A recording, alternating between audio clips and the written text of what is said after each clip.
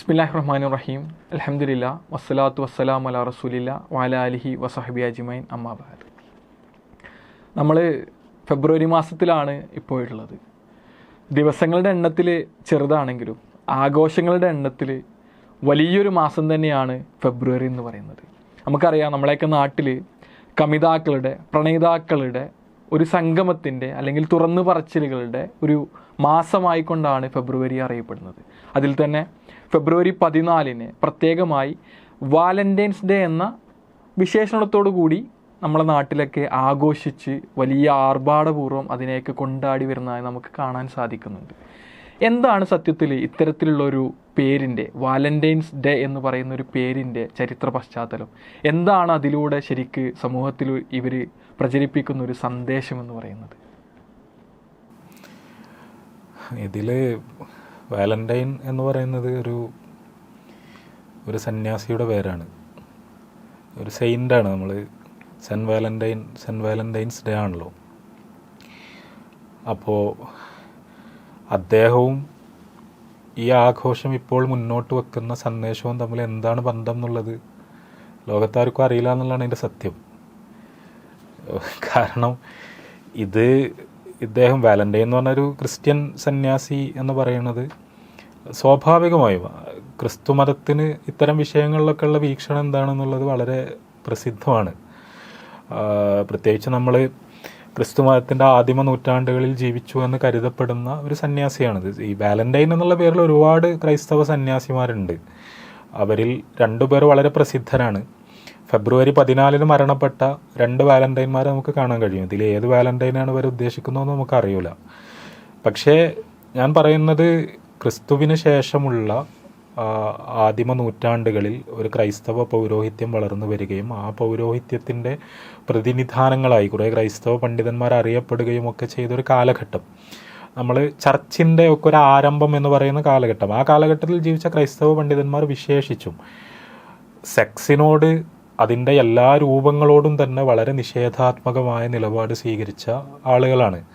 കാരണം പൗലോസിൻ്റെ ഒരു തിയോളജിയാണ് അവർ ഇൻഹെറിറ്റ് ചെയ്യുന്നത്. ഒരു സെയിൻറ്റ് പോളാണ് ഒരു ക്രിസ്ത്യാനിറ്റിയുടെ ഒരു സ്ഥാപകൻ എന്ന് പറയുന്നത്. യേശുവിൻ്റെ പേരിലാണ് അത് അറിയപ്പെടുന്നതെങ്കിലും യഥാർത്ഥത്തിൽ അതിൻ്റെ സ്ഥാപകൻ പൗലോസാണെന്ന് പറയാം. അപ്പോൾ പൗലോസ് ലോകത്തിന് മുന്നിൽ അവതരിപ്പിച്ച വീക്ഷണം എന്ന് പറയുന്നത് സ്ത്രീയും പുരുഷനും തമ്മിലുള്ള ഇങ്ങനെയുള്ള എല്ലാ ബന്ധങ്ങൾക്കും എതിരാണ്.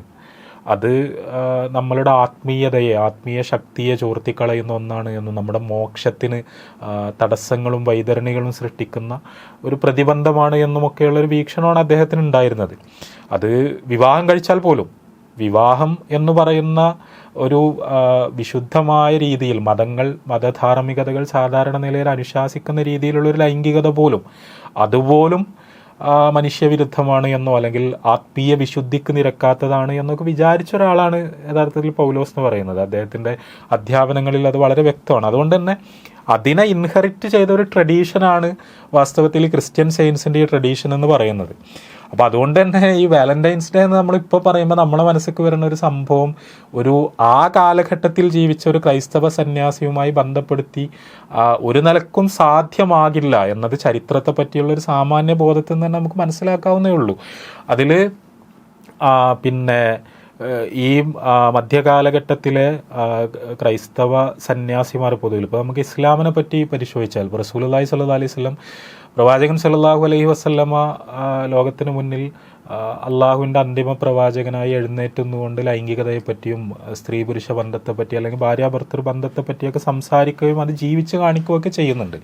പൗലോസ് ലോകത്തിന് മുന്നിൽ അവതരിപ്പിച്ച ഒരു വീക്ഷണത്തിൽ നിന്ന് വളരെ വ്യത്യസ്തമായൊരു വീക്ഷണമാണ് ശരിക്കും പ്രവാചകൻ സല്ലല്ലാഹു അലൈഹി വസല്ലമയും ഖുർആനും ഈ വിഷയത്തിൽ മുന്നോട്ട് വെക്കുന്നത്. അത് സെക്സ് എന്ന് പറയുന്നത്, അല്ലെങ്കിൽ സ്ത്രീയും പുരുഷനും തമ്മിലുള്ള ആകർഷണത്തെ വളരെ പ്രകൃതിപരമായ, സ്വാഭാവികമായ, ജൈവികമായ ഒരു പ്രക്രിയയായി, ഒരു പ്രതിഭാസമായി കാണുന്നു എന്ന് മാത്രമല്ല, അത് വിവാഹത്തിലൂടെയാണ് അതിന് സാക്ഷാത്കാരം ഉണ്ടാകുന്നത് എങ്കിൽ അത് നമ്മുടെ ആത്മീയതയെ ബലപ്പെടുത്തുന്ന, നമ്മളുടെ ആത്മീയതയെ പുഷ്ടിപ്പെടുത്തുന്ന ഒരു സൽപ്രവർത്തനമായി, ഒരു പുണ്യപ്രവർത്തനമായി അതിനെ പരിചയപ്പെടുത്തുന്ന ഒരു രീതിയാണ് റസൂലുള്ളാഹി സ്വല്ലല്ലാഹു അലൈഹി വസല്ലമയുടെ അധ്യാപനങ്ങളിലും ഖുർആന്റെ വചനങ്ങളിലൊക്കെ നമുക്ക് കാണാൻ കഴിയുന്നത്.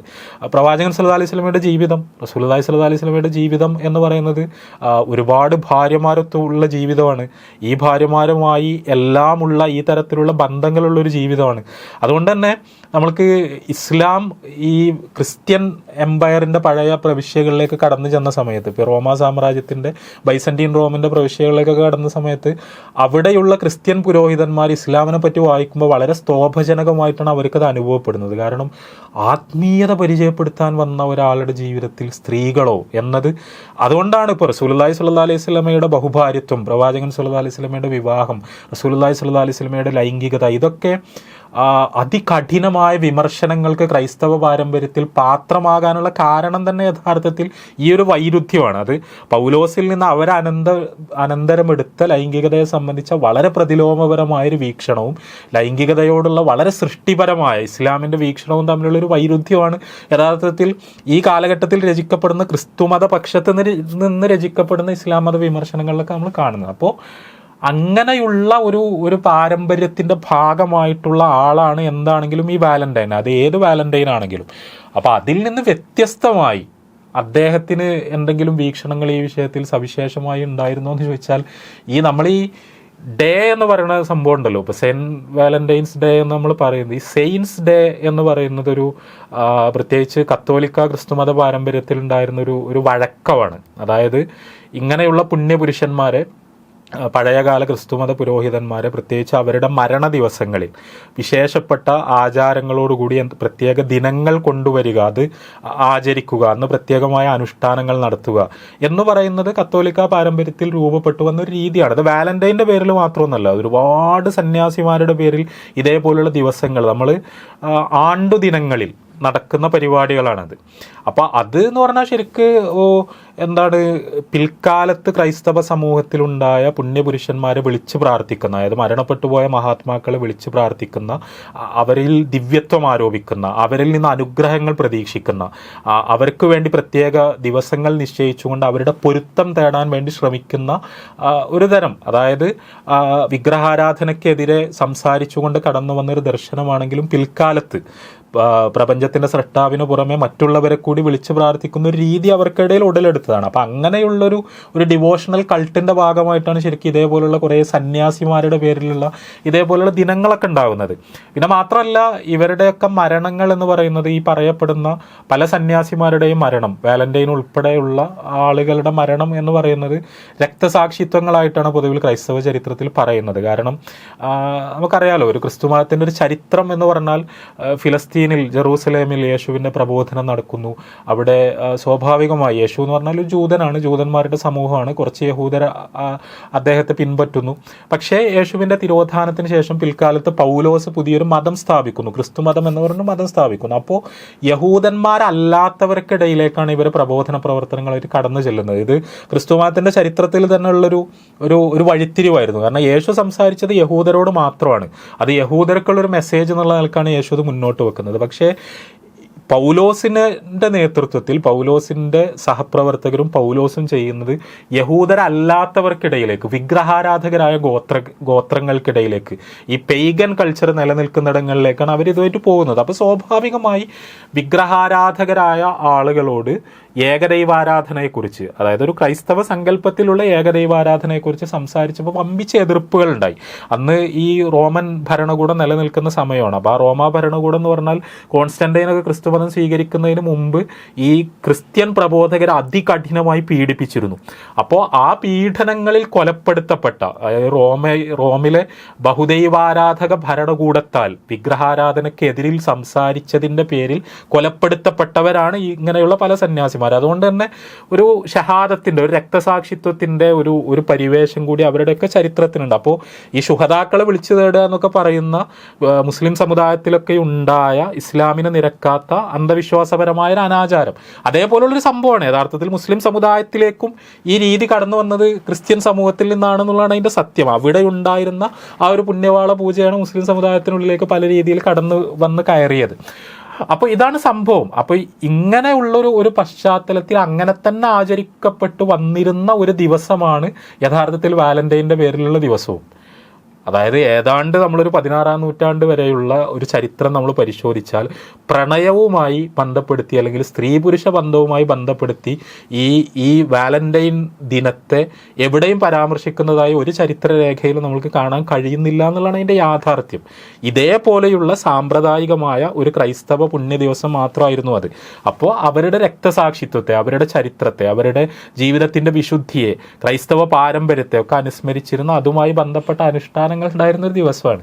പിന്നെ ഇതിന് എങ്ങനെ ഇങ്ങനെ ഒരു മേക്ക് ഓവർ ഉണ്ടായി എന്നുള്ളത് വളരെ കൗതുകകരമായ കാര്യമാണ്. അതിൽ ഒരുപാട് അക്കാഡമിക് പഠനങ്ങളൊക്കെ നമുക്ക് കാണാൻ കഴിയും. അപ്പോൾ അവരിൽ മിക്കവരും പറയാൻ ശ്രമിക്കുന്നത് ഏതാണ്ട് 16-ാം നൂറ്റാണ്ട് 17-ാം നൂറ്റാണ്ട് കാലത്ത് ഇംഗ്ലണ്ടിൽ ജീവിച്ചിരുന്ന ചില കവികൾ, ആ കവികളുടെ രചനകളിൽ പ്രണയത്തെ വാലന്റൈനുമായി ബന്ധപ്പെടുത്തുന്ന ചില പരാമർശങ്ങൾ കടന്നു വരുന്നത്. അത് അവർ ഏത് വാലന്റൈനാണ് ഉദ്ദേശിച്ചത് എന്നുള്ളതൊന്നും വ്യക്തമല്ല. അപ്പോൾ അതുമായി ബന്ധപ്പെട്ട ചർച്ചകളിൽ നിന്ന് പിൽക്കാലത്ത് പതുക്കെ പതുക്കെ ഈ ദിവസം ഇതിൻ്റെ ദിവസമായി മാറി എന്നാണ് പൊതുവിൽ പറയപ്പെടുന്നത്. അപ്പോൾ അതിൽ പിന്നെ ചിലരൊക്കെ പറയുന്നത് ഇപ്പോൾ ഈ ഫെബ്രുവരി 14 എന്നൊക്കെ പറഞ്ഞാൽ അവരെ സംബന്ധിച്ചിടത്തോളം ഒരു വെസ്റ്റിൽ അന്തരീക്ഷത്തിൽ ഒരു വസന്തം എന്ന് പറയാവുന്ന കാലാവസ്ഥ മൊത്തത്തിൽ ഇങ്ങനെ ആകുന്ന ആ അർത്ഥത്തിൽ അങ്ങനെ ഒരുപാട് ഭാവനകൾ അതിലേക്ക് ചേർക്കപ്പെടുകയാണ്. അതായത് കിളികൾ ഇണചേരുന്ന, പക്ഷികൾ ഇണകളെ കണ്ടെത്തുന്ന, പ്രകൃതിയും കാലാവസ്ഥയും മൊത്തത്തിൽ ഇതിനനുസൃതമായി അണിഞ്ഞൊരുങ്ങി നിൽക്കുന്ന, അപ്പോൾ അതൊക്കെ സംഭവിക്കുന്നത് ഈ വാലന്റൈൻ എന്ന് പറയുന്ന പുണ്യപുരുഷനുമായി ബന്ധപ്പെട്ടാണ് എന്നൊരു അന്ധവിശ്വാസം കൂടി അതിലേക്ക് ചേർത്ത് വെച്ചുകൊണ്ട് അതിന് വിചിത്രമായൊരു പരിണാമം ഉണ്ടാവുകയാണ് ചെയ്തത്. അതുവരെ ഇല്ലാത്ത പുതിയ അർത്ഥകൽപ്പനകൾ അതിനുണ്ടാവുകയാണ് ചെയ്തത്. അപ്പോൾ അത് എവിടുന്ന് എങ്ങനെയെന്നുള്ളത് കൃത്യമായി പറയാൻ പ്രയാസമാണ്. ആ കാലഘട്ടത്തിൽ ജീവിച്ച ചില പടിഞ്ഞാറൻ കവികളിലേക്ക് ചരിത്രകാരന്മാർ സൂചന നൽകുന്നു എന്ന് മാത്രമേ ഉള്ളൂ. നമ്മൾ വാലന്റൈൻസ് ഡേൻ്റെ ഒരു ചരിത്രം പറഞ്ഞ് യൂറോപ്പിൽ ഉരുത്തിരിഞ്ഞ ഒന്നാണെന്ന് പറഞ്ഞ്, പക്ഷേ നമ്മളെയൊക്കെ കേരളത്തിൽ വളരെയധികം ഗംഭീരമായി കൊണ്ടാടുന്ന ഒന്നായിട്ട് ഈ വാലന്റൈൻസ് ഡേ മാറിയിട്ടുണ്ട്. വെസ്റ്റിനെ അനുകരിക്കുക എന്നുള്ളതിൽ മുൻപന്തിയിൽ നിൽക്കുന്നതുകൊണ്ടാണോ സത്യത്തിൽ അങ്ങനെ സംഭവിക്കുന്നത്? അതല്ല അതിന് പിന്നിൽ വേറെ എന്തെങ്കിലും ഒരു അജണ്ടകളോ അങ്ങനെ എന്തെങ്കിലും ഒളിഞ്ഞിരിക്കുന്നുണ്ടോ? അല്ല, ഇത് എന്ന് പറഞ്ഞാൽ അടിസ്ഥാനപരമായി ഈ സെലിബ്രേഷൻ എന്ന് പറയുന്നത് അതിനെ നിർണ്ണയിക്കുന്നത് കമ്പോളമാണ്. അത് സ്വാഭാവികമാണ്. കാരണം നമ്മൾ പറയുന്ന ഒരു ക്യാപിറ്റലിസ്റ്റ് വേൾഡ് ഓർഡറിൽ കച്ചവട സാധ്യതയുള്ള എന്തും അത് പ്രാമുഖ്യം നേടുക എന്ന് പറയുന്നത് വളരെ സ്വാഭാവികമായ കാര്യമാണ്. നമ്മളിപ്പോൾ ഈ യൂറോപ്പിൽ എന്ന് പറഞ്ഞാൽ തന്നെ ഏതോ കുറച്ച് കവികൾ അങ്ങനെ എഴുതി എന്നുള്ളത് കൊണ്ട് അവിടെ അത് വലിയൊരു ആഘോഷമായി മാറിയിട്ടൊന്നുമില്ല. അതായത് ക്രൈസ്തവ സമൂഹത്തിൽ നേരത്തെ നിലവിലുണ്ടായിരുന്ന ഒരു പുണ്യദിനത്തിൻ്റെ അർത്ഥകൽപ്പനകൾ പതുക്കെ പതുക്കെ മാറി തുടങ്ങുകയും ചില ആളുകളൊക്കെ ഈ കവികളെ ഉദ്ധരിച്ചുകൊണ്ട് ഈ തരത്തിലുള്ള ഒരു എന്തെങ്കിലുമൊക്കെ കാര്യങ്ങൾ അന്ന് ചെയ്യാൻ ശ്രമിച്ചു തുടങ്ങുകയും ചെയ്തു. അത്രേ ഉള്ളൂ. അത് സ്വാഭാവികമല്ലേ? കാരണം ഏത് നാട്ടിലും പ്രണയത്തിൽ പെട്ട ആൾക്കാരുണ്ടാവും, കമിതാക്കളുണ്ടാവും. അപ്പോൾ അവർ ഇതേപോലുള്ള സാഹിത്യങ്ങളൊക്കെ തേടിപ്പിടിച്ച് വായിക്കും. അപ്പോൾ ഈ സാഹിത്യങ്ങളിൽ ഇങ്ങനെ വാലന്റൈൻ എന്ന് പറയുന്ന ഒരു റെഫറൻസ് കാണുന്നു. അപ്പോൾ ആരെങ്കിലുമൊക്കെ അതിനെ സൈറ്റ് ചെയ്തിട്ട് ഈ ദിവസമായിട്ട് അതിനെ ബന്ധപ്പെടുത്താൻ ശ്രമിച്ചിട്ടുണ്ടാവും. നമ്മൾ ഇംഗ്ലണ്ടിൻ്റെ ഒക്കെ ചരിത്രം പരിശോധിച്ചാൽ ഈ ഇംഗ്ലീഷ് കോർട്ട് കൾച്ചറിലാണ് ഇതിൻ്റെ ഒരു പ്രതിഫലനം ആദ്യമായിട്ട് നമ്മൾ കാണുന്നത്. അവിടുത്തെ പ്രഭു കുടുംബങ്ങളിൽ സ്വാഭാവികമായും, കാരണം അവർക്ക് ഒരുപാട് ലെഷർ ടൈം ഉണ്ടാവും, അവരുടെ കയ്യിൽ ഇഷ്ടം പോലെ പൈസ ഉണ്ടാവും, അവരുടെ പ്രണയങ്ങളിൽ കൂടുതൽ ആഭിജാത്യത്തോടു കൂടിയുള്ള ഇത്തരം ഭാവനകൾ ഉണ്ടാവും. അപ്പോൾ സ്വാഭാവികമായി അവരൊരു ദിവസം കണ്ടുപിടിച്ചിട്ട് പ്രണയം തുടങ്ങാനോ അല്ലെങ്കിൽ പ്രണയത്തെ കൂടുതൽ ഊർജ്ജസ്വലമാക്കാനോ സമ്മാനങ്ങൾ കൈമാറാനോ ഒക്കെ ആ ദിവസത്തിൽ ശ്രമിക്കുന്ന ഒരു അവസ്ഥയുണ്ടാകുന്നു. അത് ആ പ്രഭു കുടുംബങ്ങളിൽ മാത്രമാണ് അവിടെ പോലും നിലനിന്നിരുന്നത് എന്നുള്ളതാണ് അതിൻ്റെ സത്യം. അതല്ലാതൊരു നമ്മൾ പോപ്പുലർ കൾച്ചറിൻ്റെ ഭാഗമായിട്ടുള്ളൊരു ആഘോഷമായിട്ടൊന്നും അന്നുപോലും ഇത് മാറുന്നില്ല. ഏതാണ്ടൊരു 19-ാം നൂറ്റാണ്ടിലൊക്കെ ആയിരിക്കും, അല്ലെങ്കിൽ ഒരു 18-ാം നൂറ്റാണ്ടിൻ്റെ അവസാനത്തോടു കൂടിയൊക്കെ ആയിരിക്കും ഇത് പതുക്കെ പതുക്കെ പോപ്പുലർ കൾച്ചറിലേക്ക് ഇറങ്ങി വരുന്നത്. അത് സ്വാഭാവികമായും, കാരണം ഇൻഡസ്ട്രിയൽ റവല്യൂഷൻ ഉണ്ടാകുന്നു, ആൾക്കാർക്ക് കുറച്ചുകൂടി കയ്യിൽ പൈസ വരുന്നു. അപ്പോൾ സ്വാഭാവികമായി പ്രഭു കുടുംബങ്ങളുടെ രീതികൾ അനുകരിക്കാനുള്ളൊരു ത്വര സാധാരണക്കാരിൽ ഉണ്ടാകുന്നു. അപ്പോൾ അവരുടെ കൂട്ടത്തിലെ കമിതാക്കളും ഈ ദിവസത്തെ പ്രത്യേകമായി തിരഞ്ഞെടുത്തുകൊണ്ട് ഇങ്ങനത്തെ കാര്യങ്ങളൊക്കെ ചെയ്യാൻ വേണ്ടി ശ്രമിക്കുന്നു. അതാണ് അതിൻ്റെ ഒരു അത് സംഭവിക്കുന്നതിൻ്റെ ഒരു രീതി എന്ന് പറയുന്നത് അതാണ്. ഇപ്പോൾ നമ്മളിപ്പോൾ ഈ ഒരു കൾച്ചറിൻ്റെയൊക്കെ ഒരു പറുദീസ എന്ന് പറയാൻ പറ്റുന്ന സ്ഥലമാണ് ഇപ്പോൾ അമേരിക്ക. അപ്പോൾ ശരിക്കും സ്റ്റേറ്റ്സിൽ ഇങ്ങനെയൊക്കെ ഇവിടെ നടക്കുമ്പോഴും അവിടെ ഒന്നുമില്ല. അവിടെ നമ്മൾ ഈ രണ്ട് ജിയോഗ്രഫിക്കൽ ടെറിട്ടറികളെ കമ്പയർ ചെയ്തിട്ടുള്ള പഠനങ്ങൾ നമുക്ക് കാണാൻ കഴിയും. കാരണം ഒന്നാമത് എന്താണെന്ന് വെച്ചാൽ ഇതൊരു കത്തോലിക്ക സംഭവമാണ്. അമേരിക്ക എന്ന് പറഞ്ഞാൽ അറിയാലോ, അത് ഇംഗ്ലീഷുകാർ അങ്ങോട്ട് മൈഗ്രേറ്റ് ചെയ്തതാണ്, റിലീജിയസ് പെർസിക്യൂഷനിൽ നിന്ന് രക്ഷപ്പെടാൻ വേണ്ടി മൈഗ്രേറ്റ് ചെയ്തതാണ്. അപ്പോൾ അവരെ സംബന്ധിച്ചിടത്തോളം അവർ കുറേ കൂടി പിന്നെ കത്തോലിക്ക അന്ധവിശ്വാസങ്ങളോട് കലഹിച്ചുകൊണ്ട് പലായനം ചെയ്തവരായതുകൊണ്ട് ഇങ്ങനത്തെ ഒരു സംഭവം അവിടെ ഉണ്ടായിരുന്നില്ല. പക്ഷെ പതുക്കെ നമ്മൾ കാണുന്നത്, ഇതിനെപ്പറ്റിയുള്ള പഠനങ്ങളെല്ലാം കാണുന്നത്, കാരണം ക്യാപിറ്റലിസം ഇങ്ങനെ ഫ്ലറിഷ് ചെയ്യുന്നു. അപ്പോൾ ഫ്ലറിഷ് ചെയ്യുമ്പോൾ കച്ചവടത്തിൻ്റെ എല്ലാ സാധ്യതകളും എല്ലാ നാട്ടിലുള്ള കച്ചവടക്കാർ പരിശോധിക്കുന്നു. അപ്പോൾ ഇവരിങ്ങനെ അവിടെയുള്ള അമേരിക്കയിലുള്ള കച്ചവടക്കാർ ഇങ്ങോട്ട് നോക്കുമ്പോൾ യൂറോപ്പിൽ അല്ലെങ്കിൽ പ്രത്യേകിച്ച് ഇംഗ്ലണ്ടിൽ ഇതിങ്ങനെ പതുക്കെ ഇങ്ങനെ ഒരു പോപ്പുലർ കൾച്ചറായി വികസിച്ചു വരുന്നു. അതിലൊരുപാട് കച്ചവടങ്ങൾ ഉണ്ടാകുന്നു. അങ്ങനെ അവർ ഇത് പതുക്കെ അമേരിക്കയിൽ ഇൻട്രൊഡ്യൂസ് ചെയ്യുകയാണ്, ഇങ്ങനൊരു ആശയം ഇട്ട് കൊടുത്തിട്ട്. കാരണം കച്ചവടങ്ങൾ എന്ന് പറഞ്ഞാൽ ഈ വാലന്റൈൻ എന്ന് പറയുന്ന പേര് തന്നെ ഈ ക്രൈസ്തവ പുരോഹിതൻ, അത് ആരായിരുന്നാലും അദ്ദേഹത്തിന് നഷ്ടപ്പെട്ടു എന്നുള്ളതാണ്. ആ പേര് പോലും അദ്ദേഹത്തിന് അന്യമായി എന്നുള്ളതാണ് നമ്മൾ പിന്നെ കാണുന്നത്. കാരണം വാലന്റൈൻ എന്ന് പറഞ്ഞാൽ എന്താണ്? വാലന്റൈൻ എന്ന് പറഞ്ഞാൽ വാലന്റൈൻസ് ഡേക്ക് ഞാൻ തിരഞ്ഞെടുക്കുന്ന, പ്രണയത്തിന് വേണ്ടി തിരഞ്ഞെടുക്കുന്ന എൻ്റെ കമിതാവാണ്. അല്ലെങ്കിൽ ഒരാണാണെങ്കിലും പെണ്ണാണെങ്കിലും ആരെയാണോ അയാൾ പ്രണയിക്കാൻ തീരുമാനിച്ചത് അവർ വാലന്റൈൻ എന്ന് അറിയപ്പെടുന്ന അവസ്ഥ ഉണ്ടാകുന്നു. അല്ലെങ്കിൽ വാലന്റൈന് കൊടുക്കുന്ന ഗിഫ്റ്റുകൾ, ആ ഗിഫ്റ്റുകളുടെ പേര് വാലന്റൈൻ എന്നായി മാറുന്നു. അപ്പോൾ ഇംഗ്ലീഷ് ഭാഷയിൽ തന്നെ വാലന്റൈൻ എന്നുള്ള വാക്കിൻ്റെ അർത്ഥം പോലും മാറുകയാണ്. അപ്പോൾ ആ രീതിയിൽ, കാരണം ഇവിടെ എന്ന് പറഞ്ഞാൽ അടിസ്ഥാനപരമായി ഈ ഗിഫ്റ്റുകളുടെ ബിസിനസ്സാണ് ഏറ്റവും നന്നായി ഫ്ലറിഷ് ചെയ്തത്. നമ്മൾ 19-ാം നൂറ്റാണ്ടിൻ്റെ ഒരു പകുതിയിലൊക്കെ നമ്മൾ സ്റ്റേറ്റ്സിൽ കാണുന്നത് ഇതിനു വേണ്ടിയുള്ള വമ്പിച്ച പരിശ്രമങ്ങളാണ്. നമ്മളിപ്പോൾ ഈ ഗ്രീറ്റിംഗ് കാർഡ് എന്നൊക്കെ നമ്മൾ വിളിക്കുന്ന സംഭവം അതിൻ്റെ ആദ്യ രൂപങ്ങളാണ്. ഒന്ന് പ്രിൻറ്റിംഗ് മെഷീൻ ഉണ്ടായി, രണ്ടാമത്തെ കാര്യം പോസ്റ്റ് ഓഫീസ്, ഈ പോസ്റ്റൽ സംവിധാനം കുറഞ്ഞ ചിലവിൽ തപാൽ പിന്നെ ഉരുപ്പടികൾ അയക്കാൻ കഴിയുന്ന സാഹചര്യം ഉണ്ടായി. അപ്പോൾ സ്വാഭാവികമായി പിന്നെ വാലന്റൈൻ റൈറ്റേഴ്സ് എന്നൊക്കെ പറഞ്ഞിട്ട്, അതായത് ഈ പ്രണയവാചകങ്ങളുണ്ടല്ലോ, ഈ പ്രണയവാചകങ്ങൾ പിന്നെ നല്ല സാഹിത്യ ഭംഗിയിൽ പിന്നെ ഇത് എഴുതുക എന്ന് പറഞ്ഞൊരു കൾച്ചർ ഉണ്ടായി വന്നു. ഇങ്ങനെ കമിതാക്കളെ അഭിസംബോധന ചെയ്തുകൊണ്ട് നല്ല വരികൾ എഴുതുക എന്നുള്ളത്. അപ്പോൾ അതിനു വേണ്ടി ഒരുപാട് ആൾക്കാരുണ്ടായി. അതെല്ലാവർക്കും പറ്റാത്ത അവസ്ഥ ഉണ്ടായി. അപ്പോൾ ഇത് നല്ല പവർഫുള്ളായ വാചകങ്ങൾ എഴുതിയിട്ടില്ലെങ്കിൽ പ്രണയം നിരസിക്കപ്പെടുന്നുള്ള സ്ഥിതിവിശേഷം ഉണ്ടായി. അപ്പോൾ അതിന് സഹായിക്കുന്ന പുസ്തകങ്ങൾ ഇറങ്ങി മാർക്കറ്റിൽ. അതായത് ഇങ്ങനത്തെ കുറേ പാരഗ്രാഫുകൾ, ഇത് നോക്കിയിട്ട് ഇങ്ങനെ പകർത്തി എഴുതിയാൽ മതി എന്നുള്ള രീതിയിൽ കുറേ സാധനങ്ങളുണ്ടായി. അത് പ്രിൻ്റ് ചെയ്ത ഗ്രീറ്റിംഗ് കാർഡുകളുണ്ടായി. ഇത് ഭയങ്കര ബിസിനസ്സായി. ഒരുപാട് പഠനങ്ങൾ നമുക്ക് ഇതിനെപ്പറ്റി കാണാൻ കഴിയും. കാരണം ആ ഒരു കാലഘട്ടം എന്ന് പറയുന്നത് അമേരിക്കയുടെ ഒരു കൾച്ചറൽ ലാൻഡ്സ്കേപ്പ് തന്നെ മാറുകയാണ്. അത് വാലന്റൈൻസ് ഡേ എന്നുള്ളത് വാലന്റൈൻസ് വീക്കായി, പിന്നെ അത് മന്തായി. അത് ഫെബ്രുവരിയിൽ നിന്ന് കുറച്ച് നേരത്തെ തുടങ്ങാൻ തുടങ്ങി, ഫെബ്രുവരി കഴിഞ്ഞാലും തീരാതിരിക്കാൻ തുടങ്ങി. കാരണം ഈ ഗ്രീറ്റിംഗ് കാർഡ് വാങ്ങുന്നു, ഗ്രീറ്റിംഗ് കാർഡ് അയക്കുന്നു, അയക്ക് തിരിച്ചയക്കാനുള്ളൊരു സമയം കിട്ടേണ്ടത്. ഇതിനൊന്നും ഒരു ദിവസം പോരല്ലോ, പ്രത്യേകിച്ച് നമ്മൾ ഇന്നത്തെ രീതിയിലുള്ളൊരു സംഭവമല്ലല്ലോ. അപ്പോൾ ആ ഒരു 1-1.5 മാസം നീണ്ടു നിൽക്കുന്ന ഒരു ഉത്സവ ഛായ കൊണ്ടുവന്ന് നിരവധി കടകൾ, ആകെ ഷോപ്പുകൾ, അതായത് ഈ ഗ്രീറ്റിംഗ് കാർഡിൻ്റെ പ്രിൻറ്റിങ്ങും സർക്കുലേഷനും അതിൻ്റെ വിൽക്കലുകളും അതോടൊപ്പം പാവക്കുട്ടികൾ, അതായത് ഗിഫ്റ്റായി കൊടുക്കാൻ പറ്റിയ പലതരം സാധനങ്ങൾ, ഇപ്പോൾ ഡ്രസ്സാണെങ്കിൽ ആ രീതിയിലുള്ള സംഭവങ്ങൾ, അങ്ങനത്തെ ഒരുപാട് കാര്യങ്ങളുടെ കച്ചവടം പൊടിപൊടിക്കുന്നൊരു സീസണായിട്ട് ഇതിന് വളർത്തിക്കൊണ്ടുവരാണ്. അപ്പോൾ സ്വാഭാവികമായി ഇങ്ങനത്തെ ഒരു സംഭവം പത്രങ്ങളിൽ പരസ്യം വരാൻ തുടങ്ങി. അപ്പോൾ അത് കാണുമ്പോൾ സ്വാഭാവികമായി പ്രണയത്തിൽ താല്പര്യമുള്ളവർ അതിനൊരു അവസരമായിട്ട് ഉപയോഗപ്പെടുത്തും. അതാണ് അതിൻ്റെ ഒരു സ്വാഭാവികമായ രീതി എന്ന് പറയുന്നത്. അപ്പോൾ അതിൻ്റെ പതുക്കെ അതിൻ്റെ ഒരു മതപരമായ മാനങ്ങൾ ഏതാണ്ട് അപ്രസക്തമായി തുടങ്ങുന്ന തരത്തിൽ, അതാരും പരിഗണിക്കുക പോലും ചെയ്യാത്ത തരത്തിൽ, ഈ സെയിൻറ്റ് വാലന്റൈൻ എന്ന് പറയുന്ന ഒരാൾ ചർച്ചകളിൽ പോലും കടന്നു വരാത്ത തരത്തിൽ ഇത് തികച്ചും ഈ തരത്തിലുള്ളൊരു ഉത്സവമായി മാറുന്ന ഒരവസ്ഥയാണ് നമ്മൾ കാണുന്നത്. അതിനെ ഗ്ലോബൽ ക്യാപിറ്റലിസം എല്ലാ നാടുകളിലേക്കും സ്വാഭാവികമായും കൊണ്ടുചെന്ന് എത്തിക്കുന്നു. കാരണം ക്യാപിറ്റലിസത്തെ സംബന്ധിച്ചിടത്തോളം കച്ചവടമാണ് ഏറ്റവും പ്രധാനപ്പെട്ട കാര്യം. അപ്പം നമ്മളെ നാട്ടിലും അത് തന്നെയാണ്. നമ്മളെ നാട്ടിൽ അതിന് മാർക്കറ്റ് ഉണ്ടാകുമ്പോൾ സ്വാഭാവികമായി അവർ ഇതിനെ ഈ കോലത്തിൽ പ്രൊജക്റ്റ് ചെയ്യും. ഒരു ദിവസത്തെ, ഒരു മാസത്തെ അങ്ങനെ പ്രൊജക്റ്റ് ചെയ്താൽ അതിനോടനുബന്ധിച്ച് കച്ചവടങ്ങൾ പൊടിപൊടിക്കും.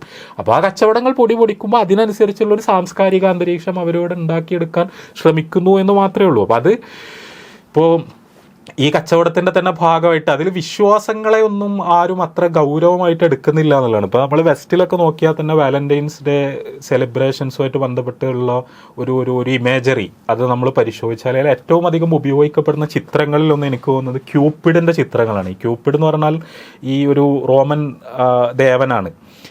അത് ഗ്രീക്ക് പിന്നെ ഐതിഹ്യങ്ങളിൽ ഉണ്ടായിരുന്ന, പിന്നീട് റോമൻ ഐതിഹ്യങ്ങളിൽ തുടർജീവിതമുണ്ടായ, പേരുമാറ്റത്തോടെ തുടർജീവിതം ഉണ്ടായൊരു പിന്നെ ഒരു ദേവസങ്കല്പമാണ് ക്യൂപ്പിഡ് എന്ന് പറയുന്നത്.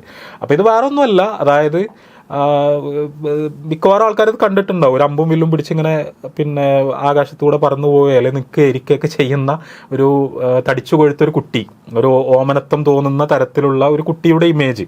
അപ്പോൾ ചിലപ്പോൾ ഡ്രസ്സൊന്നും ഉണ്ടാവില്ല ശരീരത്തിൽ.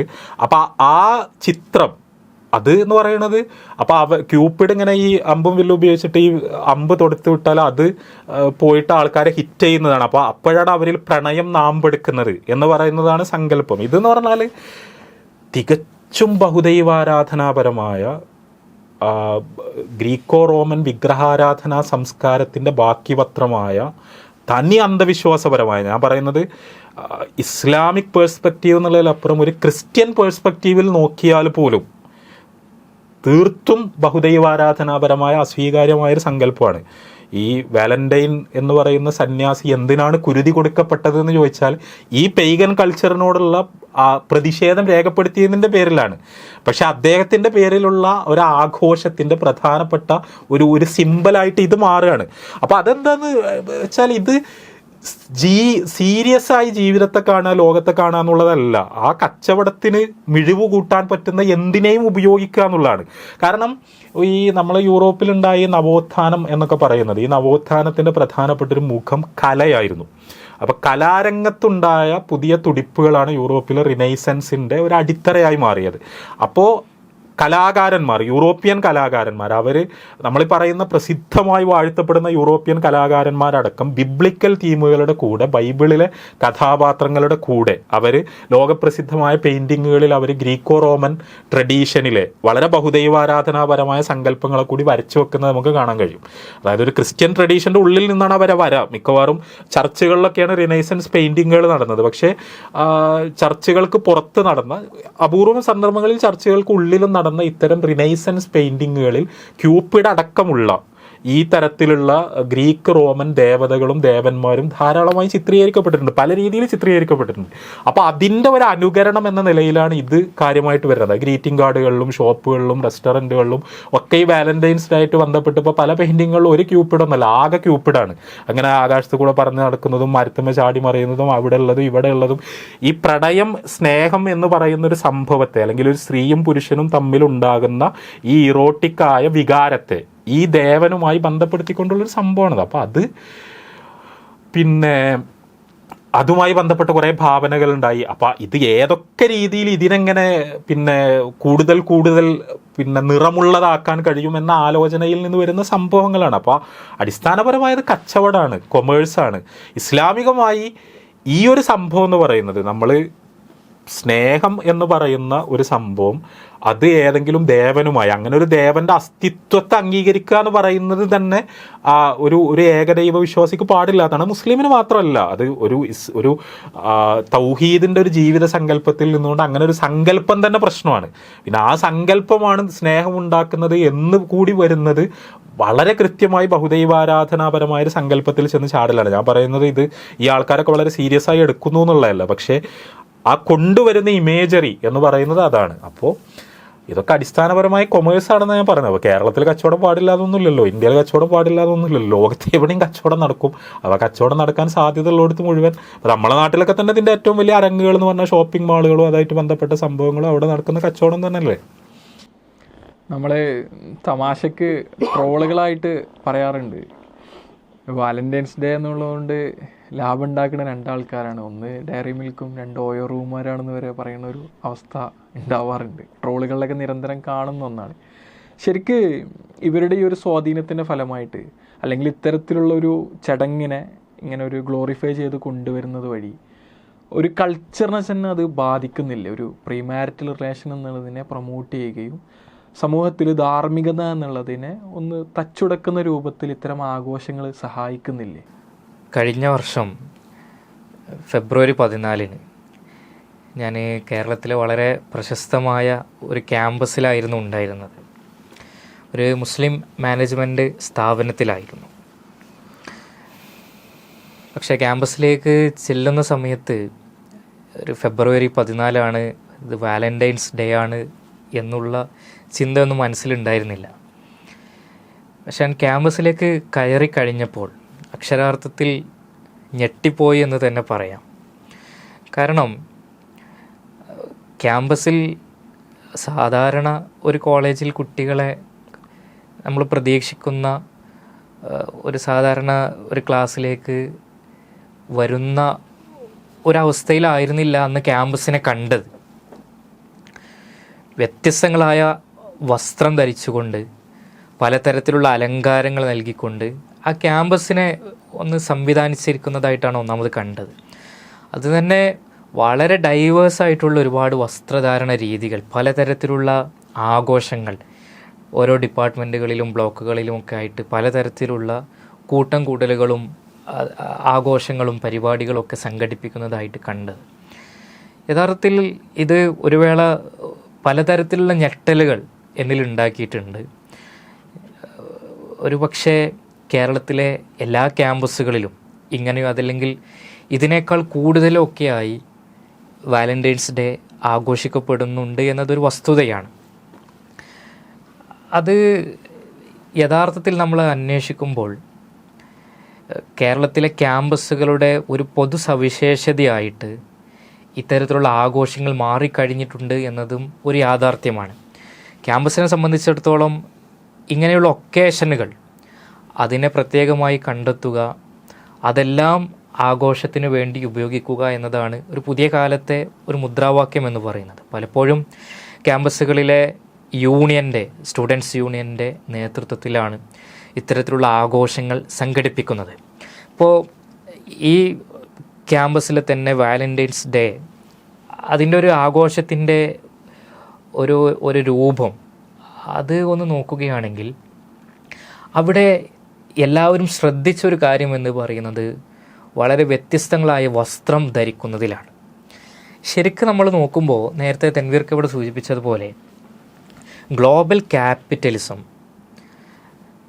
എങ്ങനെ വർക്ക് ചെയ്യുന്നു എന്നതിൻ്റെ വളരെ വ്യക്തമായൊരു ഉദാഹരണമാണ് ഈ സംഭവം എന്ന് പറയുന്നത്. കാരണം നമ്മൾ പ്രത്യേകമായ ആഘോഷത്തിന് സന്ദർഭങ്ങൾ കണ്ടെത്തുന്നു. ആ ആഘോഷങ്ങൾ എങ്ങനെയായിരിക്കണം, ഏതൊക്കെ തരത്തിലുള്ള വസ്ത്രം ധരിക്കണം, ഏതൊക്കെ നിറത്തിലുള്ള വസ്ത്രമാണ് ധരിക്കേണ്ടത്, അതേപോലെ തന്നെ അനുബന്ധമായി എന്തൊക്കെ അലങ്കാരങ്ങൾ ചമയങ്ങൾ ഒരുക്കേണ്ടതുണ്ട്, അതേപോലെ തന്നെ ആ സ്പേസ് എങ്ങനെയൊക്കെ അലങ്കരിക്കണം, എന്തൊക്കെ തരത്തിലുള്ള ഇവൻറ്റുകൾ സംഘടിപ്പിക്കണം എന്നതടക്കം നമ്മൾ കാണുകയും കേൾക്കുകയും ഒക്കെ ചെയ്തുകൊണ്ടിരിക്കുന്ന പോപ്പുലർ കൾച്ചർ ഇവിടെ നമുക്ക് പറഞ്ഞു തന്നുകൊണ്ടേയിരിക്കുന്നു. സിനിമകളിലൂടെ, വെബ് സീരീസുകളിലൂടെയൊക്കെ ഇത്തരത്തിലുള്ള ആശയങ്ങൾ ദിനേനയൊന്നോണം നമ്മുടെ കൗമാരവും യുവത്വവും കണ്ടും കേട്ടുകൊണ്ടിരിക്കുകയാണ്. ക്യാമ്പസ് എന്ന് പറയുന്നത് ഇന്ന് ഒരു മാർക്കറ്റാണ്. ക്യാമ്പസും അതേപോലെ തന്നെ നമ്മുടെ ഒരു പക്ഷേ യങ് ജനറേഷന് പൊതുവിൽ നമുക്ക് പറയാൻ കഴിയും. ഇപ്പോൾ അടുത്ത് വന്ന പഠനങ്ങൾ നമ്മൾ പരിശോധിച്ച് നോക്കുകയാണെങ്കിൽ ജെൻസി എന്ന് വിളിക്കുന്ന ജനറേഷൻ സെഡിൻ്റെ ഒരു പ്രധാനപ്പെട്ട ഒരു സവിശേഷതയായിട്ട് പറയുന്നത് ഇത്തരത്തിലുള്ള ഒക്കേഷനുകളിൽ പ്രത്യേകമായ ഡ്രസ്സിങ് പാറ്റേൺ സ്വീകരിക്കുവാനുള്ള ഒരു പ്രത്യേക തരത്തിലുള്ള ആഭിമുഖ്യം ഈ ജനറേഷനിൽ വർദ്ധിച്ചു വരുന്നുണ്ട് എന്ന പഠനങ്ങൾ നമുക്ക് കാണാൻ കഴിയുന്നുണ്ട്. പ്രത്യേകിച്ച് യൂറോപ്പിലെയും ഇന്ത്യയിലെയും ഒക്കെ ഉള്ള ആളുകളെ ഉപയോഗിച്ച് നടത്തിയ പഠനങ്ങളിലാണ് ഈ റിസൾട്ട് നമുക്ക് കാണാൻ കഴിയുന്നത്. അതൊരു വളരെ പ്രധാനപ്പെട്ടൊരു വസ്തുതയാണ്. അത് വാലന്റൈൻസ് ഡേ ആകട്ടെ, മറ്റ് ആഘോഷ സന്ദർഭങ്ങളാകട്ടെ, ഇവിടെയൊക്കെ ആ ഒരു എലമെൻറ്റ് നമുക്ക് എല്ലായിടത്തും കാണാൻ കഴിയുന്ന ഒന്നാണ്.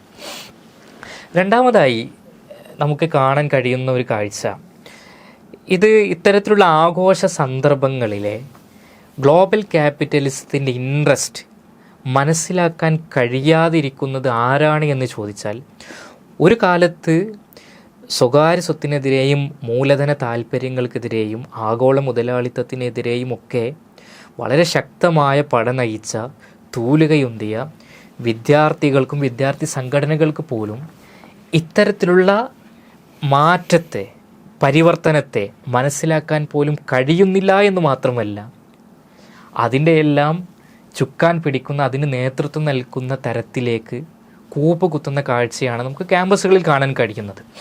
വേറൊരു ഭാഗത്ത് ക്യാമ്പസുകളിൽ അതല്ലെങ്കിൽ നമ്മുടെ പുതിയ തലമുറയിൽ സംഭവിച്ചു കൊണ്ടിരിക്കുന്ന ധാർമ്മികമായ മാറ്റം, ഗ്ലോബലൈസേഷൻ എന്ന് പറയുന്ന ഒരു മൊമെൻറ്റിലേക്ക് എത്തുമ്പോൾ യൂറോപ്പും അമേരിക്കയും പ്രൊഡ്യൂസ് ചെയ്യുന്ന കൾച്ചറിനെ അവിടെ യഥാർത്ഥത്തിൽ കൾച്ചർ എന്ന് പറയുന്നത് പ്രൊഡ്യൂസ് ചെയ്യപ്പെടുക തന്നെയാണ്. ആ കൾച്ചറിനെ ലോകത്തിൻ്റെ നാനാ ദിക്കുകളിലേക്കും വിപണനം ചെയ്യുന്ന കാഴ്ചയാണ് നമുക്ക് കാണാൻ കഴിയുന്നത്.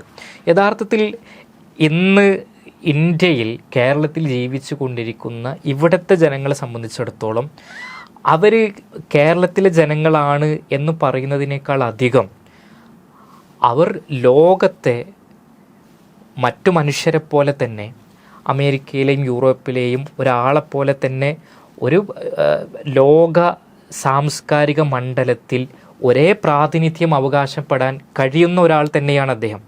കാരണം ദേശരാഷ്ട്രങ്ങളുടെ അതിർത്തികൾ എന്ന് പറയുന്നത് വളരെ ഫിസിക്കലായി നമുക്ക് നിർണ്ണയിക്കാൻ കഴിയുമെങ്കിലും ലോകത്തെ സംബന്ധിച്ചിടത്തോളം ഈ ലോകം എന്ന് പറയുന്നത് ഒരു നെറ്റ്വർക്ക് സൊസൈറ്റിയാണ്. അതല്ലെങ്കിൽ ലോകത്തെ കണക്ട് ചെയ്യുക എന്ന് പറയുന്നത് ഡാറ്റയാണ്. അതിന് യഥാർത്ഥത്തിൽ ബൗണ്ടറി എന്ന് പറയുന്നതില്ല. അതുകൊണ്ട് തന്നെ എല്ലാവർക്കും ഒരേ തരത്തിലുള്ള പാർട്ടിസിപ്പേഷൻ സാധ്യമായ ഒന്നാണ് മീഡിയ എന്ന് പറയുന്നത്. അതല്ലെങ്കിൽ നമ്മുടെ എല്ലാവരുടെയും കൈകളിലേക്ക് മൊബൈൽ ഫോണും അതേപോലെ തന്നെ ഇലക്ട്രോണിക് ഗാഡ്ജറ്റ്സുകളും വന്നതോടുകൂടി നമ്മുടെ ലോക സാംസ്കാരിക മണ്ഡലത്തിലുള്ള അതല്ലെങ്കിൽ മീഡിയ ലോകത്തുള്ള നമ്മുടെ പ്രാതിനിധ്യം എന്ന് പറയുന്നത്, അവിടെ ഹൈറാർക്കി എന്ന് പറയുന്നത് കുറഞ്ഞു വരികയാണ്. ലോകത്ത് ഉൽപ്പാദിപ്പിക്കപ്പെട്ടുകൊണ്ടിരിക്കുന്ന കണ്ടൻറ് എന്ന് പറയുന്നത് എല്ലാവർക്കും, അവിടെ പണത്തിൻ്റേതായ ചില പ്രശ്നങ്ങൾ, പേവാളുകൾ ഉണ്ടെങ്കിൽ കൂടി നമ്മൾ മനസ്സിലാക്കേണ്ടത് എല്ലാവർക്കും ഒരേ സമയം ഇത്തരത്തിലുള്ള കണ്ടൻറ്റുകൾ ആക്സസ് ചെയ്യാൻ കഴിയുന്ന ഒരു തലത്തിലേക്ക് ലോകം മാറിക്കൊണ്ടിരിക്കുന്നു. അതുകൊണ്ട് തന്നെ വാലന്റൈൻസ് ആഘോഷം എന്ന് പറയുന്നത് യൂറോപ്പിൽ നമ്മുടെ നാട്ടിൽ ആഘോഷിക്കുന്നതിനേക്കാൾ മുമ്പുണ്ട് എന്നതൊരു യാഥാർത്ഥ്യമാണ്. പക്ഷേ ഈ ഒരു ഗ്യാപ്പ് എന്ന് പറയുന്നത്, അവിടെ തുടങ്ങിയ ഒരു കാര്യം ഇവിടെ ആരംഭിക്കുവാനെടുത്ത സമയം എന്ന് പറയുന്നത് കുറഞ്ഞ് തീരെ ഇല്ലാതായിക്കൊണ്ടിരിക്കുകയാണ്. അതിൻ്റെ പരിണിതി എന്താണെന്ന് ചോദിച്ചാൽ, ആഗോള മുതലാളിത്തം ഉൽപ്പാദിപ്പിച്ചു കൊണ്ടിരിക്കുന്ന കണ്ടൻറ്റുകൾ എന്ന് പറയുന്നത് അതേ സമയം അതേ നിമിഷം ലോകത്തെ എല്ലായിടത്തും എത്താനുള്ള ഒരു സാധ്യത എന്ന് പറയുന്നത് കൂടിയിട്ടുണ്ട്. ആ ഒരു സാധ്യത എന്ന് പറയുന്നത് കേവലം ഒരു എൻ്റർടൈൻമെൻറ്റ് എന്ന നിലക്കല്ല, മറിച്ച് നമ്മുടെ മൂല്യബോധത്തെ, നമ്മുടെ ധാർമ്മികതയെ, നമ്മുടെ ലോകവീക്ഷണത്തെ, നമ്മുടെ നീതിബോധത്തെ, നമ്മുടെ നൈതികതയെ എല്ലാം അത് ബാധിച്ചു കഴിഞ്ഞു. അതല്ലെങ്കിൽ എല്ലാത്തിനെയും അത് ഇൻഫ്ലുവൻസ് ചെയ്തുകൊണ്ടിരിക്കുന്നു എന്ന കാര്യം കൂടി നമ്മൾ മനസ്സിലാക്കേണ്ടതുണ്ട്. അതുകൊണ്ട് തന്നെ ഇത്തരത്തിലുള്ള ആഘോഷങ്ങളെ നമ്മൾ വിലയിരുത്തുമ്പോൾ അവിടെ ധാർമ്മികതയെക്കുറിച്ച്, മൂല്യങ്ങളെക്കുറിച്ച്, നൈതികതയെക്കുറിച്ചുള്ള ചോദ്യങ്ങൾ പലപ്പോഴും നേർത്ത് ഇല്ലാതായിക്കൊണ്ടിരിക്കുകയാണ്. എന്താണെന്ന് ചോദിച്ചാൽ, എന്താണോ ആഗോള മുതലാളിത്തം ഉൽപ്പാദിപ്പിച്ചു കൊണ്ടിരിക്കുന്നത് അത് യാഥാർത്ഥ്യമാണ്, അതാണ് റിയൽ, അതാണ് ശരി, അതാണ് നോർമൽ എന്ന അവസ്ഥയിലേക്ക് ലോകം പരിവർത്തനം ചെയ്യപ്പെട്ട് കഴിഞ്ഞുകൊണ്ടിരിക്കുന്നു. അതുകൊണ്ട് തന്നെ അതിനെ എതിര് നിൽക്കുക എന്ന് പറയുന്നത് ഒരു തരത്തിലുള്ള ഡീവിയേഷനാണ്. നമ്മൾ ഡീവിയൻ്റായി മാറിക്കഴിയും എന്ന നിലയിലേക്കാണ് കാര്യങ്ങൾ വന്നുകൊണ്ടിരിക്കുന്നത്. യഥാർത്ഥത്തിൽ വേറൊരു ഭാഷയിൽ പറഞ്ഞാൽ, ഈ തരത്തിലുള്ള നോർമൽസിയുമായി അഡാപ്റ്റ് ചെയ്യാൻ കഴിയാത്തവരൊക്കെ പുതിയ കാലത്തെ, അതല്ലെങ്കിൽ വേറൊരർത്ഥത്തിൽ പറഞ്ഞാൽ പുരോഗമിക്കപ്പെട്ട ലോകത്തിന് ചേരാത്തവരായി മാറിക്കഴിഞ്ഞുകൊണ്ടിരിക്കുന്നു. ഒരു തരത്തിലുള്ള സിറ്റിസൺഷിപ്പ് എന്ന് വേണമെങ്കിൽ നമുക്കതിന് പറയാം, ഒരു തരത്തിലുള്ള പൗരത്വം. ആ പൗരത്വം നമുക്ക് ലഭിക്കണമെങ്കിൽ ലോകത്ത് മുതലാളിത്തം ഉൽപ്പാദിപ്പിച്ചു കൊണ്ടിരിക്കുന്ന ഈ ജീവിത വ്യവസ്ഥയെ നമ്മൾ പുൽകേണ്ടിയിരിക്കുന്നു. അതിന് വിസമ്മതം പ്രകടിപ്പിച്ചു കഴിഞ്ഞാൽ നമ്മുടെ പൗരത്വം റദ്ദ് ചെയ്യപ്പെട്ട് കഴിഞ്ഞു, നമ്മളിവിടെ ജീവിക്കാൻ അർഹരല്ലാതായി മാറുന്നു. അല്ലെങ്കിൽ നമ്മൾ ജീവിക്കേണ്ട സമയം എന്ന് പറയുന്നത് കുറേ നൂറ്റാണ്ട് പിന്നിലേക്കായി സ്വാഭാവികമായും മാറിക്കഴിഞ്ഞിട്ടുണ്ടാകും. ആ ഒരു തരത്തിലുള്ള ബോധനിർമ്മിതി ഇവിടെ വളരെ സമർത്ഥമായി നടപ്പിലാക്കപ്പെട്ട് കഴിഞ്ഞിരിക്കുന്നു എന്ന് വേണം നമ്മൾ മനസ്സിലാക്കാൻ. പ്രണയങ്ങളിങ്ങനെ തളിരിടുന്ന കാണുമ്പോൾ ജനങ്ങൾക്കൊക്കെ ഭയങ്കര സംശയങ്ങളാണ്, പ്രത്യേകിച്ച് യുവാക്കൾക്ക്. ഇസ്ലാമിൻ്റെ അതിലുള്ള ഒരു കാഴ്ചപ്പാട് എന്താണ്, ഇസ്ലാം പ്രണയത്തെ എങ്ങനെയാണ് ഇസ്ലാം കാണുന്നത് എന്നൊക്കെ, എന്താണ് ഇസ്ലാമും അല്ലെങ്കിൽ നമ്മൾ ഈ പറയുന്ന പ്രണയവും വാലന്റൈൻസ് ഡേ ഒക്കെ തമ്മിലുള്ളൊരു ബന്ധം, അല്ലെങ്കിൽ അതിനോടുള്ളൊരു കാഴ്ചപ്പാട്? അല്ല, ഇതിൽ ഇസ്ലാമിൻ്റെ ഈ വിഷയകമായ കാഴ്ചപ്പാട് എന്താണ് എന്ന് സാമാന്യമായി എല്ലാ മുസ്ലിങ്ങൾക്കും അറിയാമെന്നാണ് ഞാൻ വിചാരിക്കുന്നത്. കാരണം ഒരു സ്ത്രീയും പുരുഷനും തമ്മിലുള്ള അടുപ്പം, ബന്ധം, അതായത് നമ്മളീ പറയുന്ന ലൈംഗികമായ വിവക്ഷകളുള്ള അടുപ്പം എന്ന് പറയുന്നത്, സ്നേഹം, അതിനെ ആണല്ലോ നമ്മളിപ്പോൾ ഇന്ന് സാമാന്യമായി ഈ പ്രണയം എന്നൊക്കെ പറയുന്നത്.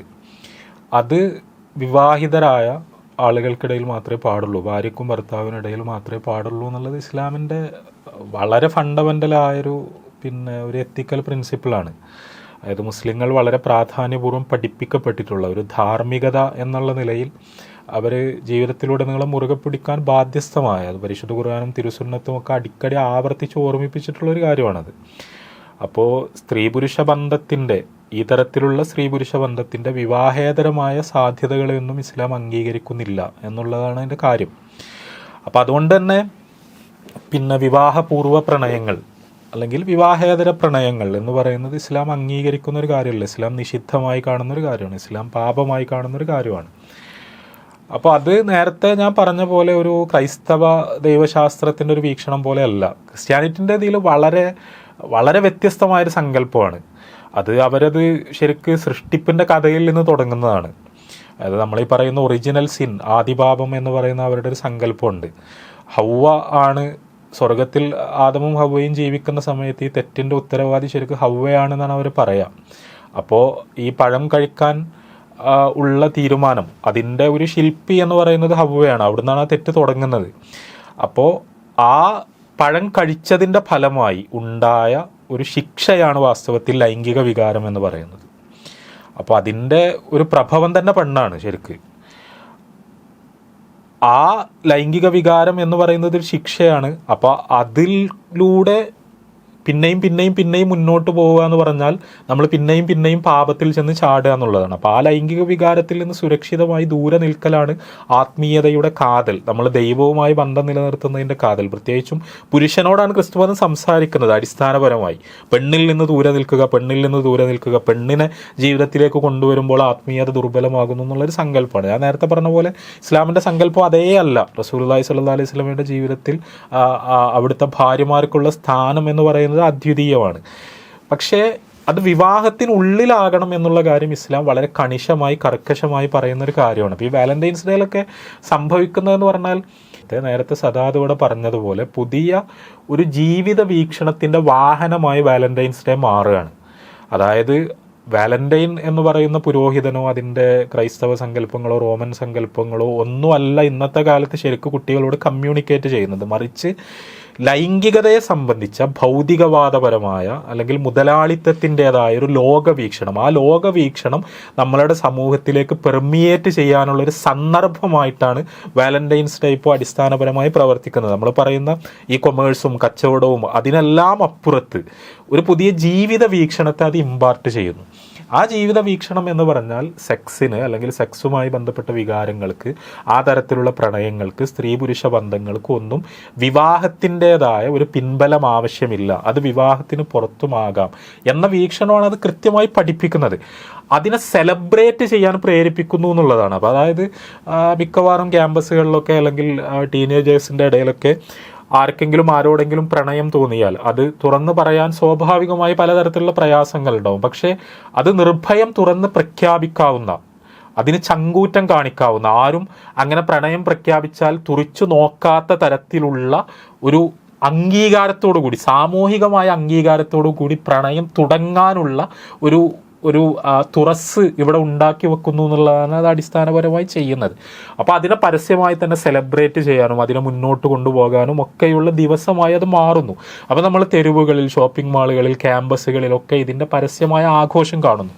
അപ്പോൾ ഇസ്ലാമിന് അതിനോടുള്ള വീക്ഷണം എന്തായിരിക്കും എന്നുള്ള കാര്യം വളരെ കൃത്യമാണ്. കാരണം ഇസ്ലാം അതിനെ അംഗീകരിക്കുന്നില്ല. ആ തരത്തിലുള്ളൊരു പ്രണയത്തെ ഇസ്ലാം പാപമായി കാണുന്നു, തിന്മയായി കാണുന്നു എന്നതുകൊണ്ട്, അത് വാലന്റൈൻസ് ഡേ ആണ് എന്നതുകൊണ്ട് ഇസ്ലാമിൽ അതൊരിക്കലും ഹലാലാവാൻ പോകുന്നില്ല. അതല്ലെങ്കിൽ ഏതെങ്കിലും ഒരു മാസത്തിലാണ്, ദിവസത്തിലാണ്, ആഴ്ചയിലാണ് എന്നതുകൊണ്ട് ഒരിക്കലും അത് ഹലാലാവാൻ പോകുന്നില്ല. ഇസ്ലാം വളരെ കൃത്യമായി വിലക്കിയ, ഇസ്ലാം തിന്മയാണ് എന്ന് പഠിപ്പിച്ച, അധർമ്മമാണ് എന്ന് പഠിപ്പിച്ച ഒരു കാര്യത്തിന് ഒരു ദിവസമോ മാസമോ നിശ്ചയിച്ചുകൊണ്ട് അതിനെ സെലിബ്രേറ്റ് ചെയ്യുന്ന ഒരു രീതി എന്ന് പറയുന്നത് സ്വാഭാവികമായും അത് ക്യാമ്പസുകളിലാണെങ്കിലും എവിടെയാണെങ്കിലും മുസ്ലിങ്ങൾക്ക് നിന്ന് മാറി എന്നേ പറ്റുള്ളൂ. അത് പ്രണയത്തെയൊക്കെ ഇങ്ങനെ റിച്വലൈസ് ചെയ്യുക എന്ന് പറഞ്ഞാൽ ശരിക്ക് റിച്വലൈസ് ചെയ്യുന്നുണ്ട്, കമ്മോഡിഫൈ ചെയ്യുന്നുണ്ട്. ഇത് രണ്ടും ഒരേപോലെ ചെയ്യുന്നുണ്ട്. കാരണം ഈ വാലന്റൈൻസ് പിന്നെ മന്ത് എന്ന് പറഞ്ഞിട്ട്, ലവ് മന്ത് എന്ന് പറഞ്ഞിട്ട് ഇന്ന ദിവസം ഇന്ന ദിവസം ഇത് അത് പിന്നെ തീരുമാനിക്കാനൊരു ദിവസം, പറയാനൊരു ദിവസം, ഗിഫ്റ്റ് കൊടുക്കാനൊരു ദിവസം, കെട്ടിപ്പിടിക്കാനൊരു ദിവസം എന്ന് പറഞ്ഞാൽ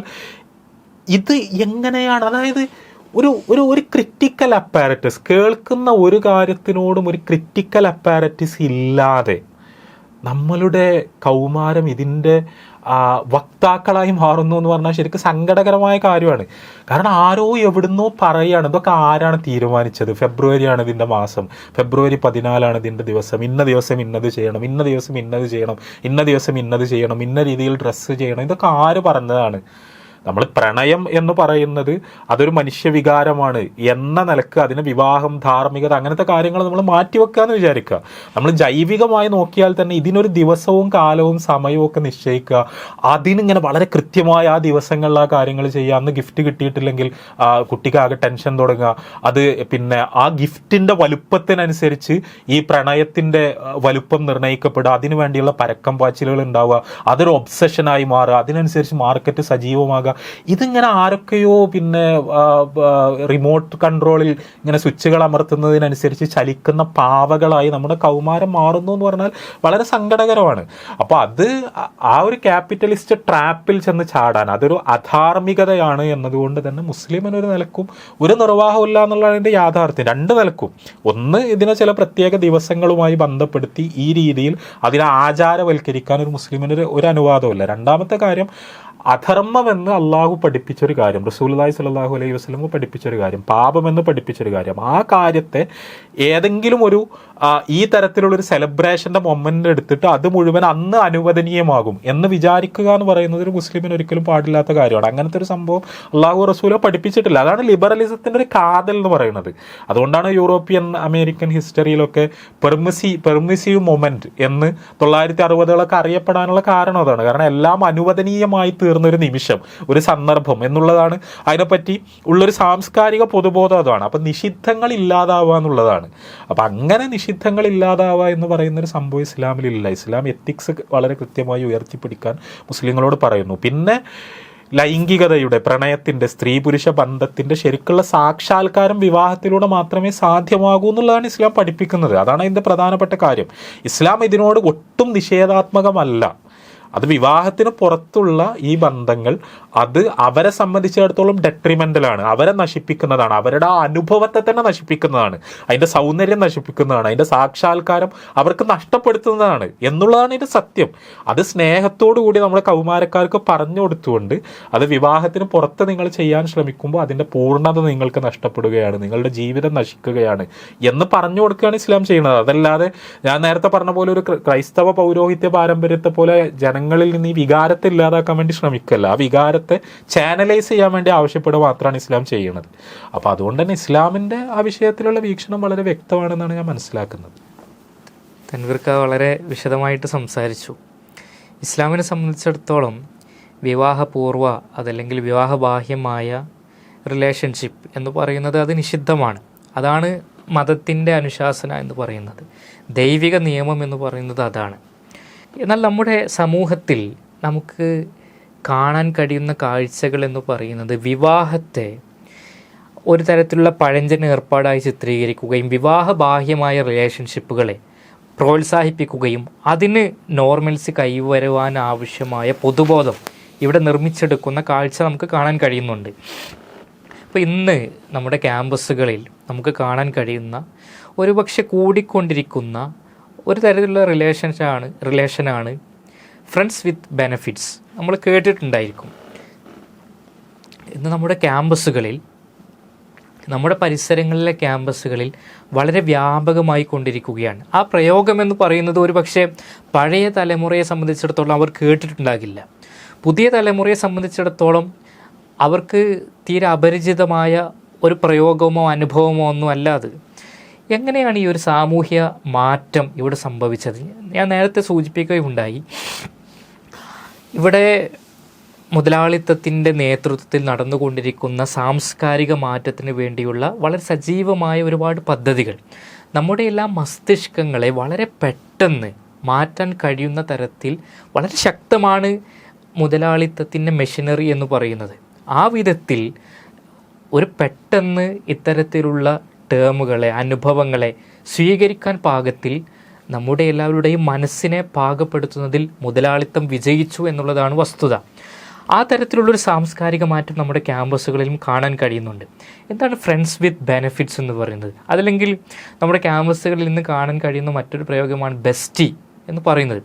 ഇത് യഥാർത്ഥത്തിൽ പലതരത്തിലുള്ള റിലേഷൻഷിപ്പുകൾ ദിനേനയെന്നോണം ക്യാമ്പസുകളിൽ കാണാൻ കഴിയുന്നുണ്ട്. ഇപ്പോൾ ഫ്രണ്ട്സ് വിത്ത് ബെനിഫിറ്റ്സ് എന്ന് പറഞ്ഞാൽ അവർ ഫ്രണ്ട്സാണ്, ഒരാൺകുട്ടിയും ഒരു പെൺകുട്ടിയും അവർ അടിസ്ഥാനപരമായി ഫ്രണ്ട്സാണ്, സുഹൃത്തുക്കളാണ്.